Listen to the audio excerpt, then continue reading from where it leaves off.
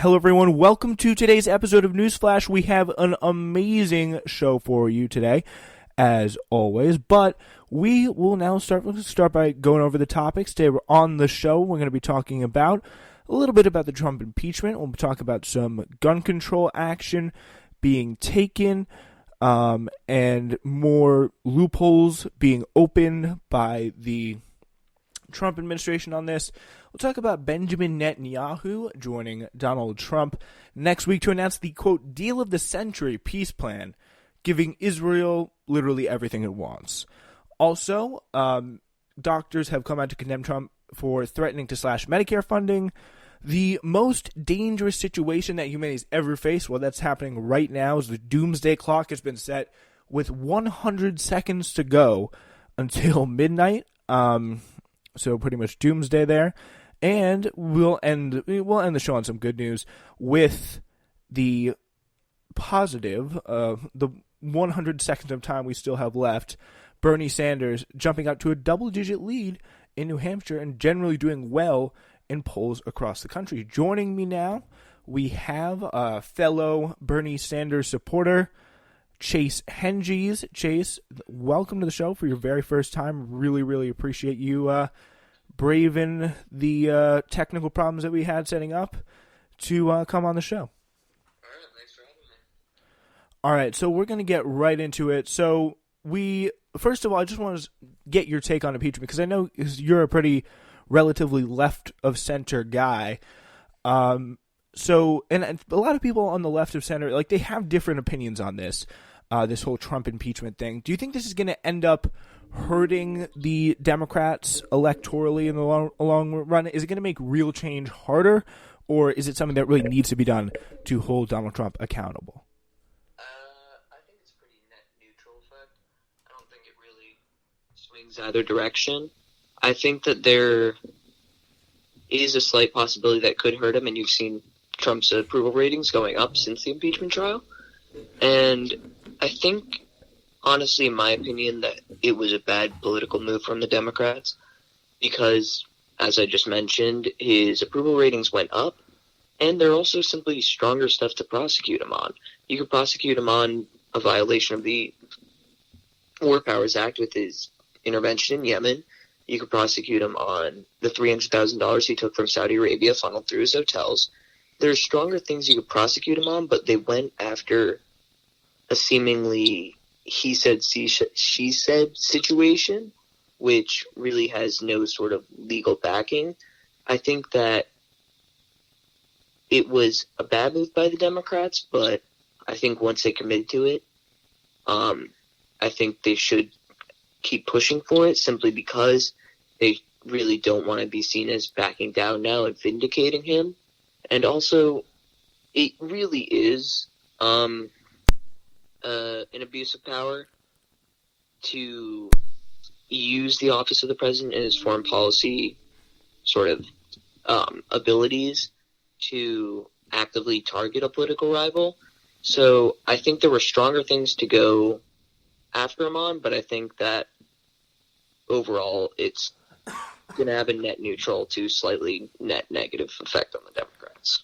Yeah, I really do get the sense it doesn't have any pop. Like, it doesn't have anything like where you're going to be like, the American people will be like, wow, look what the president did. And it's not technically an actual crime, even though it can be quite disturbing, right? So I do kind of get the sense that it's all, at this point, like, it's all so inevitable. Like, we know what's going to happen. It's all kind of pre-written, and nothing really seems to be like nothing. Everything seemed to be predictable from this point out. Yeah, I mean, they were trying to flip 20 senators, and they would need to flip 20 senators in order for this to happen. So there was never any shot of him getting impeached. And I'm just going to say this from my personal standpoint.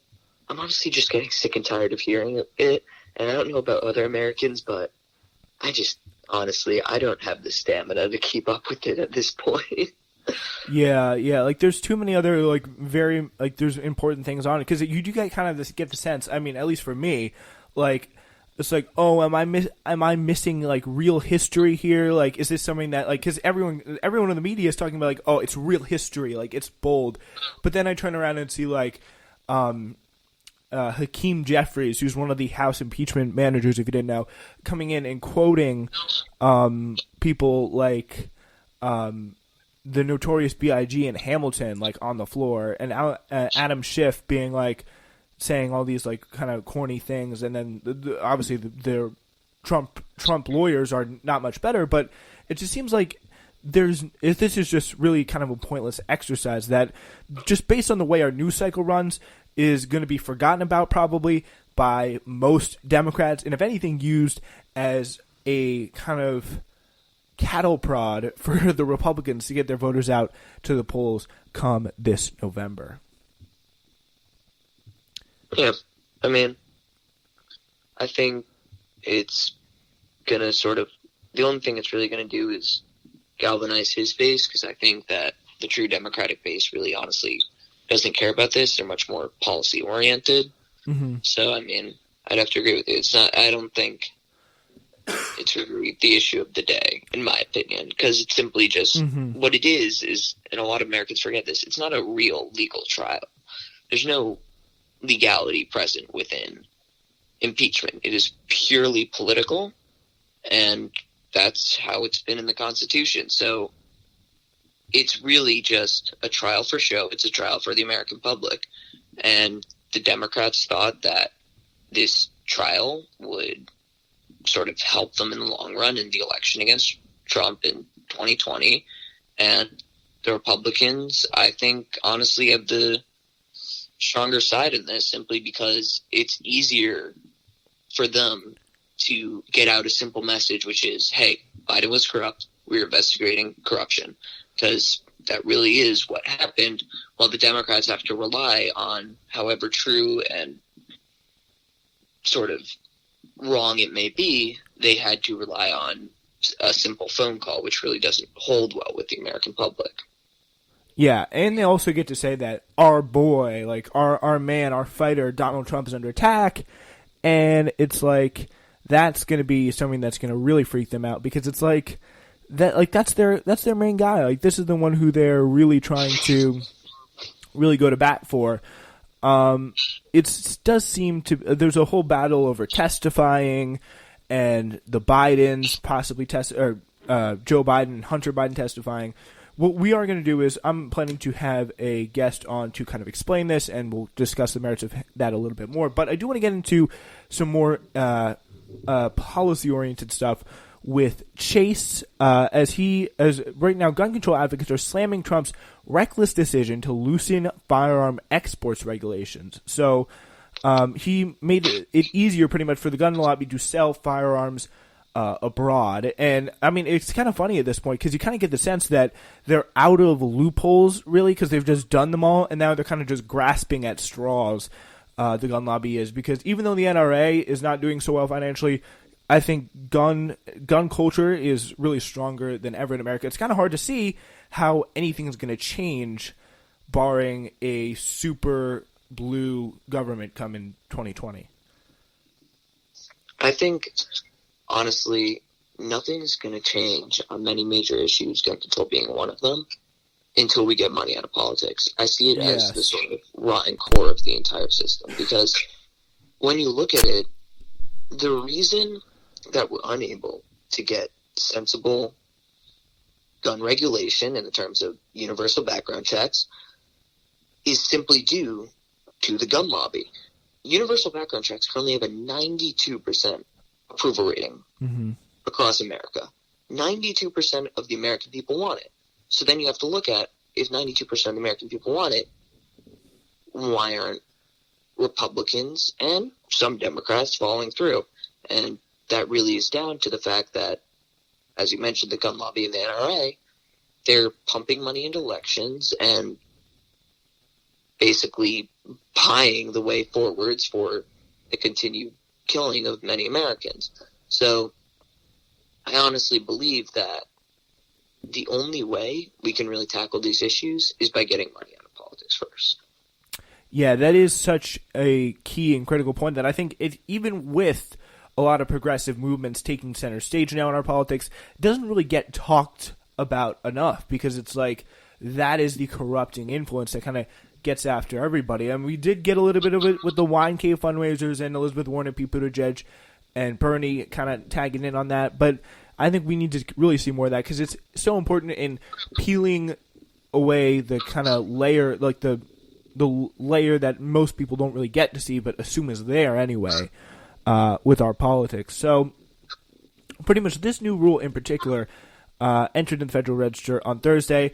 The administration shifted the oversight of many arms exports from the U.S. State Department to the Department of Commerce, a move expected to boost the sales of ammunition and weapons, including sniper rifles, AR-15, and other semi-automatic firearms. And as Chase says, this is going to be something that is really doesn't help many people in America buy guns. It doesn't protect the Second Amendment. The only thing that it protects really is the gun lobbyists and the gun manufacturers, because it's just going to lower their costs.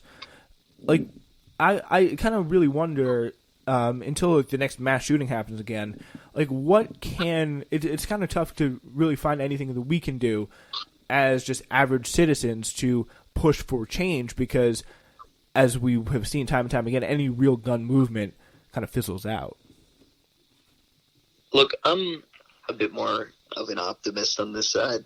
I think there are always things you can do. Yeah, there are. And I think the key to that is that, again, it's too narrow focused, because you may have a popular movement to get rid of guns.